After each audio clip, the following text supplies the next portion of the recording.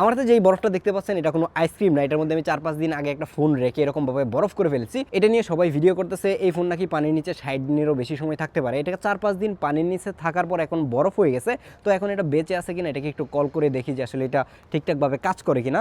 তো হচ্ছে আমি এই ফোন থেকে এটাকে একটা কল করে দেখি। এই যে আমি এখন হচ্ছে যে এই ফোনে কল দিচ্ছি, এই যেটাতে কল দিচ্ছি, এবং কল দেওয়ার পরে দেখা যাক যে এটার মধ্যে আসলে কল রিং হয় কিনা, তাহলে বোঝা যাবে যে এটা বরফ হওয়ার পরেও ঠিকঠাকভাবে বেঁচে আছে। এই যে আমি কল দিলাম, দেখেন যে এটার মধ্যে কিন্তু ফোনের মধ্যে আলো ঠিকঠাক দেখা যাচ্ছে, আমার হাতে ভাইব্রেট করতেছে। তো আপনাদের সামনে এটাকে এখন ভেঙে দেখবো যে আসলে এটা ঠিকঠাকভাবে কাজ করে কিনা। তো আমরা একটু ভাঙার ট্রাই করি।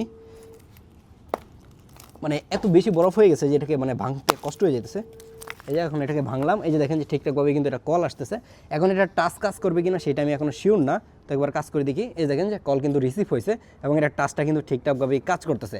তার মানে বোঝাই যাচ্ছে যে Realme C85 Pro এই ফোনটা 60 দিন পানির নিচে হয়তো বা সার্ভাইভ করবে।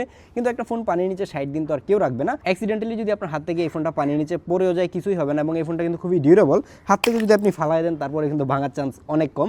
যার কারণে যারা একটা ডিউরেবল ফোন খুঁজে থাকেন, তার পাশাপাশি বড় একটা ব্যাটারি লাগবে, এবং এটার মধ্যে 7000 mAh এর যে ব্যাটারিটা রয়েছে এটা দিয়ে 2 থেকে আড়াই দিন কিন্তু অনায়াসে আপনি ব্যাটারি ব্যাকআপও পাবেন। এবং এটা কতটা ডিউরেবল সেটা আই থিঙ্ক বুঝতেই পারতেছেন। এবং এখন দেখেন যে এটা কিন্তু টাচটা একদমই পারফেক্টলি কাজ করতেছে, এবং ক্যামেরাতে যদি যাই তাহলে দেখেন যে এটার ক্যামেরাও কিন্তু ঠিকঠাকভাবে কাজ করতেছে।